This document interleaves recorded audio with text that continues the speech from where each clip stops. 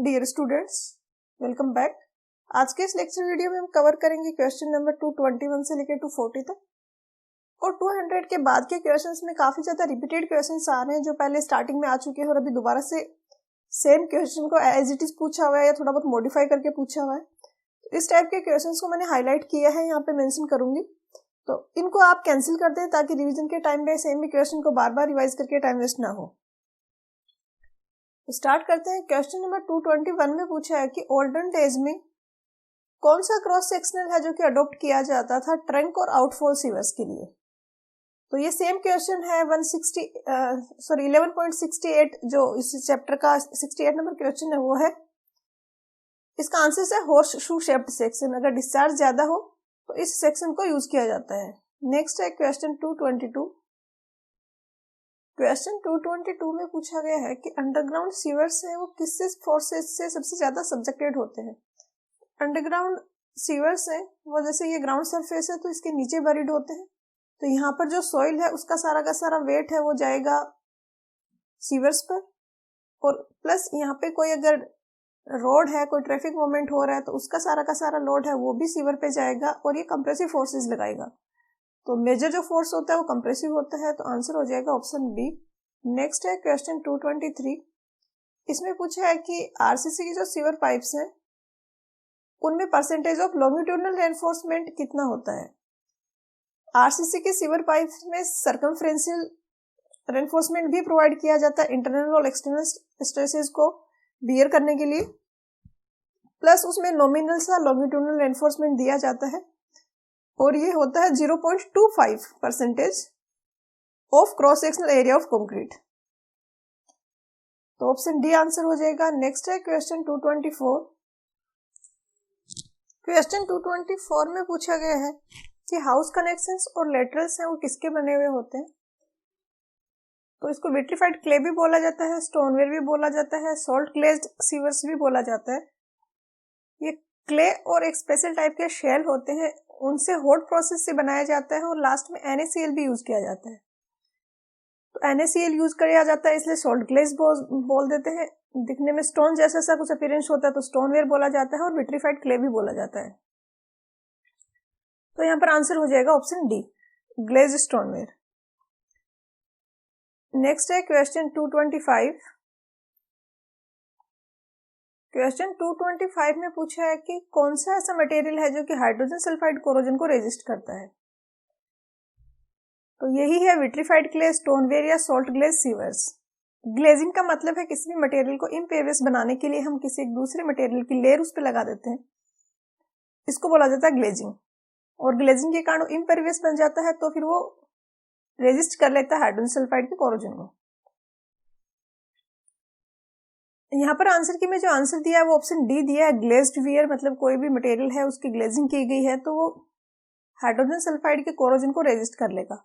But option B भी correct होगा, यही है। ये विट्रीफाइड ग्लेज को स्टोनवेयर या ग्लेज्ड स्टोनवेयर भी बोल दिया जाता है क्योंकि इसमें ग्लेजिंग की जाती है। तो बी और डी दोनों ही ऑप्शन करेक्ट है। नेक्स्ट है क्वेश्चन 226। क्वेश्चन 226 में पूछा है कि नीचे जो टेस्ट दिए गए हैं इनमें से कौन सा टेस्ट है जो सीवर पाइप्स पे कंडक्ट किया जाता है। तो इससे सारे टेस्ट ही सीवर पाइप्स पे किए जाते हैं। वाटर टेस्ट है, किया जाता है कि कोई लीकेज तो नहीं है उसके लिए, वाटर टाइटनेस के लिए। बॉल टेस्ट और मिरर टेस्ट है, ये दोनों किए जाते हैं स्ट्रेटनेस और ऑब्स्ट्रक्शन तो नहीं है सीवर लाइन में कोई, उसको चेक करने के लिए। तो यहाँ पर आंसर हो जाएगा ऑप्शन डी। नेक्स्ट है क्वेश्चन 227। क्वेश्चन 227 में दो लिस्ट दी गई और हमें मैच करना है। लिस्ट 1 में दिया है टाइप ऑफ जॉइंट और लिस्ट 2 में दिया है कि कौन सी पाइप के लिए इसको यूज किया जाता है। तो सॉकेट और स्पिगोट जॉइंट और कॉलर जॉइंट ये दोनों ही आरसीसी पाइप्स या प्लेन जो पाइप्स हैं प्लेन कंक्रीट की उनके लिए यूज किया जाता है। कॉलर जॉइंट जो है वो यूज किया जाएगा अगर डायमीटर साइज लार्ज है। तो ए में हो जाएगा 2, सी में हो जाएगा 1 और बी में है सिंप्लेक्स जॉइंट, ये होता है एस्बेस्टोस सीमेंट पाइप्स के लिए, तो बी का हो जाएगा 3। कॉलर जॉइंट जो होता है इसमें पाइप्स को जिनको जॉइंट करना है उनको पास में रखा जाता है, और एक कॉलर होता है जिसका डायमीटर पाइप के डायमीटर से कुछ ज्यादा है, उसको इस तरीके से इसके चारों तरफ रखा जाता है और बीच में जो खाली स्पेस है इसमें सीमेंट मोर्टार फिल कर दिया जाता है। तो ये लार्ज डायमीटर की जो आरसीसी की पाइप्स होती है उनके लिए यूज किया जाता है। तो ए में 2, बी में 3 और सी में 1 ये दिया गया है ऑप्शन सी में, तो इसका आंसर हो जाएगा ऑप्शन सी। नेक्स्ट है क्वेश्चन 228। क्वेश्चन 228 में दिया है कि सीवर मैनहोल्स हैं वो जनरली कहाँ पे प्रोवाइड किए जाते हैं। तो ग्रेडियंट अगर चेंज हो रहा है तो भी किया जाता है, डायरेक्शन में अगर कोई चेंज हो रहा है जैसे बेंट आ रहा है कोई, वहां पे भी मैनहोल दिया जाता है, और जंक्शन ऑफ सीवर्स हैं, दो सीवर्स जहाँ पे मीट कर रहे हैं वहां पर भी दिया जाता है। तो इसका आंसर हो जाएगा ऑप्शन डी। क्वेश्चन 229 में कुछ स्टेटमेंट दिए गए हैं और पूछा है कि कौन सा स्टेटमेंट करेक्ट है। तो यहाँ पर दिए गए सारे ही स्टेटमेंट करेक्ट हैं, आंसर होगा option E, all of the above. Statement A में दिया है कि बोनिंग रोड है, इसको यूज किया जाता है लेवल चेक करने के लिए सीवर इनवर्ट्स के। बी में दिया है कि मैनहोल से कवर करते हैं सर्कुलर, सॉरी मैनहोल कवर्स जो है ये सर्कुलर शेप के होते हैं, इस तरीके से बनाए जाते हैं ताकि जो क्लींजिंग स्टाफ है उसके लिए इसमें एंटर और एग्जिट करना इजी रहे। सी में दिया है कि मैनहोल है इसको डीप मैनहोल बोला जाएगा अगर 1.5 मीटर से ज्यादा इसकी डेप्थ है, और अगर 0.9 से कम है तो इसको बोला जाता है शैलो मैनहोल। तो ये स्टेटमेंट काफी सारे इनमें से ऐसे भी हैं जो पहले किसी और क्वेश्चन में आए हुए हैं। क्वेश्चन 230 में पूछा है कि कोई सीवर पाइप्स हैं जिनका डायमीटर अप टू 0.3 मीटर है, तो मैक्सिमम स्पेसिंग मैनहोल्स की कितनी हो सकती है। तो जितना ज्यादा लार्ज डायमीटर का सीवर होगा उसके चोक होने के चांसेस उतने कम होंगे। तो लार्ज डायमीटर का सीवर है तो मैनहोल्स है वो काफी ज्यादा डिस्टेंस पे दिए जाते हैं, अगर कम डायमीटर का सीवर है तो ज्यादा नजदीक नजदीक मैनहोल्स दिए जाते हैं। ये IS 1742/1960 में गाइडलाइन दी गई है। अगर 0.3 मीटर तक डायमीटर है तो 45 मीटर होगा, डायमीटर ग्रेटर देन 1.5 मीटर है तो स्पेसिंग हो 300 मीटर हो सकती है, इस तरीके से इंक्रीज करती है। क्वेश्चन में पूछा है 0.3 मीटर अप टू, तो इसका हो जाएगा 45 मीटर, तो इसका आंसर हो जाएगा ऑप्शन सी। नेक्स्ट है क्वेश्चन 231। क्वेश्चन 231 में दिया है कि कहीं पर ऐसा अरेंजमेंट प्रोवाइड किया गया है कि सीवर लाइन है उसको एक ऑब्स्ट्रक्शन के नीचे से पास करवाया गया है।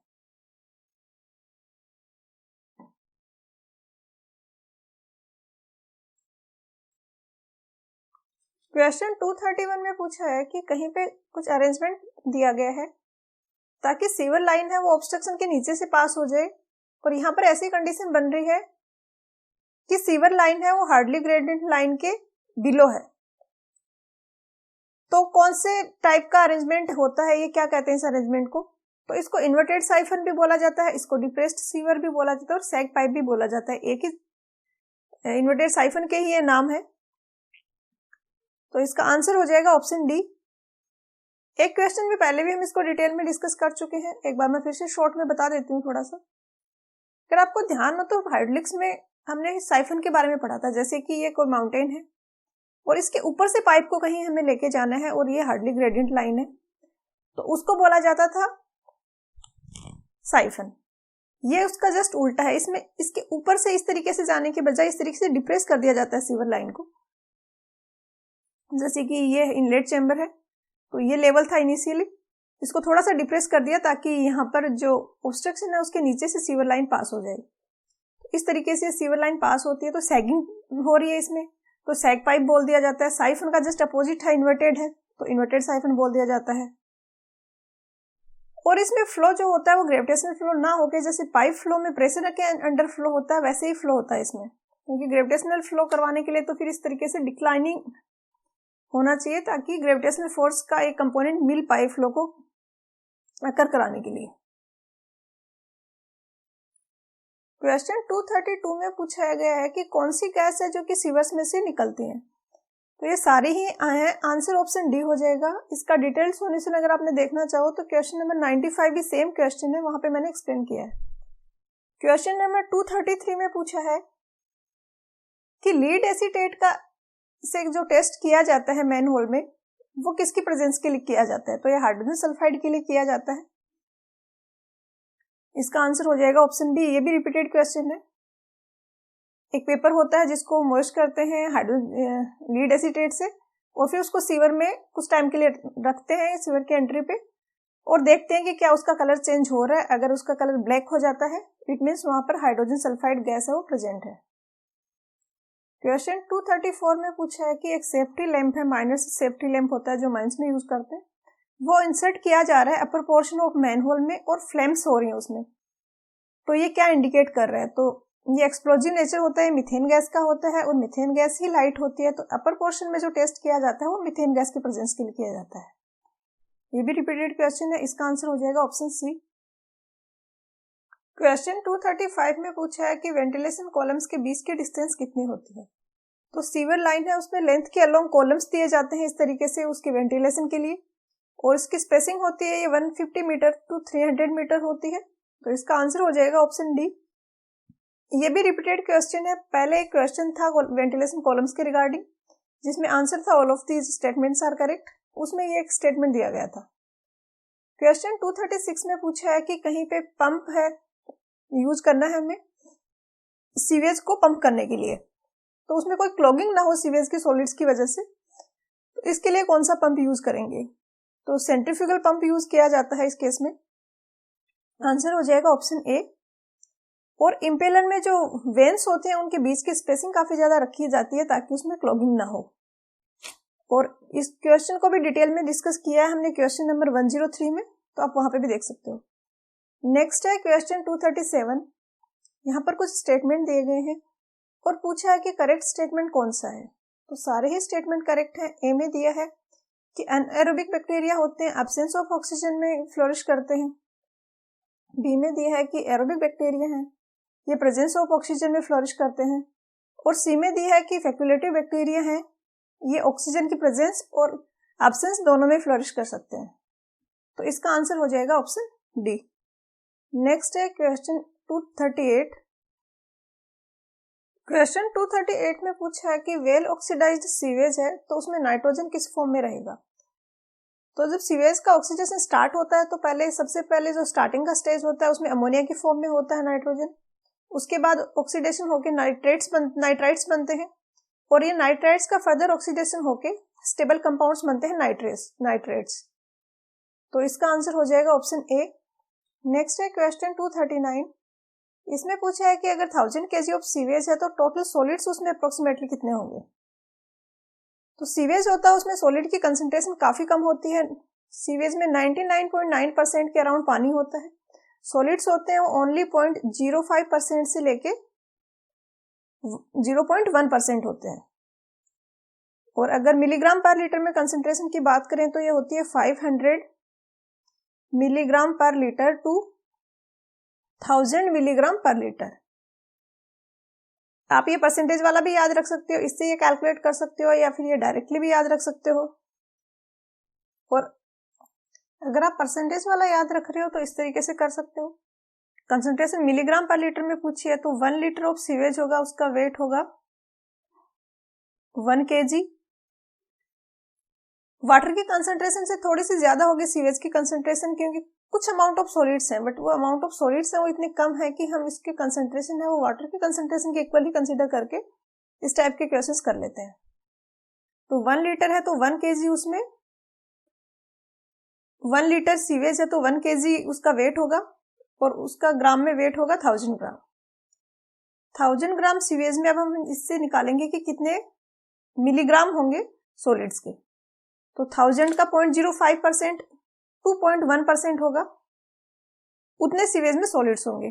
तो 1000 का हम निकाल लेंगे ये परसेंटेज 0.05 अपॉन 100, तो ये आ जाएगा 0.5।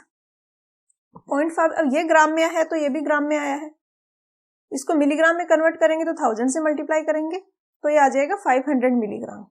इसी तरीके से अगर ये वैल्यू आप लेते हो तो आ जाएगा 1000 मिलीग्राम। तो कंसंट्रेशन आ गई 500 मिलीग्राम पर लीटर टू 1000 मिलीग्राम पर लीटर। और अब तो काफी आसान है, 1000 kg का इसने पूछा है तो 1 लीटर 1 kg के इक्वल होता है। 1 kg में 500 मिलीग्राम सॉलिड्स है तो 1000 kg में कितने होंगे, 1000 से मल्टीप्लाई कर देंगे। 500 इंटू 1000, ये आए हैं अभी मिलीग्राम में, क्योंकि ये कंसंट्रेशन थी मिलीग्राम पर लीटर में। तो 1000 litre is equal to 1000 kg, उसमें इतने मिलीग्राम ऑफ सॉलिड्स होंगे।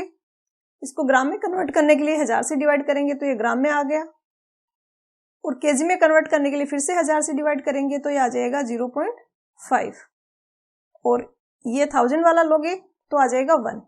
तो 0.5 kg टू 1 kg सॉलिड्स होंगे 1000 kg ऑफ सीवेज में। तो इसका आंसर हो जाएगा ऑप्शन ए। क्वेश्चन 240 में पूछा है कि इमोफ कौन है, ये क्या मेजर करने के लिए काम में लिया जाता है। तो ये सेम क्वेश्चन पहले भी आया है, क्वेश्चन नंबर 119 में। ये सेट लेवल सॉलिड्स के लिए होता है, तो आंसर हो जाएगा ऑप्शन डी।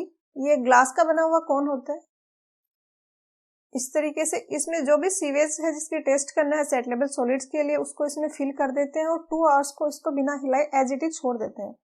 जो भी सेट लेवल सॉलिड्स है वो यहाँ पर नीचे इकट्ठे हो जाएंगे, और यहाँ पर ये स्केल लगी हुई है, ग्रेजुएशंस है यहाँ पर, इसी जो इमोफ कौन है इसी के ऊपर ही लिखे हुए हैं रीडिंग्स। तो इसको रीड करके हम पढ़ सकते हैं कि कितने amount of set level solids वहां पे नीचे इकट्ठे हुए हैं। इस तरीके से सेट लेवल सॉलिड्स इमोफ कौन से मेजर कर सकते हैं। तो इसका आंसर हो जाएगा ऑप्शन डी। तो आज के लेक्चर वीडियो में इतना ही, मिलते हैं नेक्स्ट वीडियो में। पढ़ाई करते रहिए, ऑल द वेरी बेस्ट।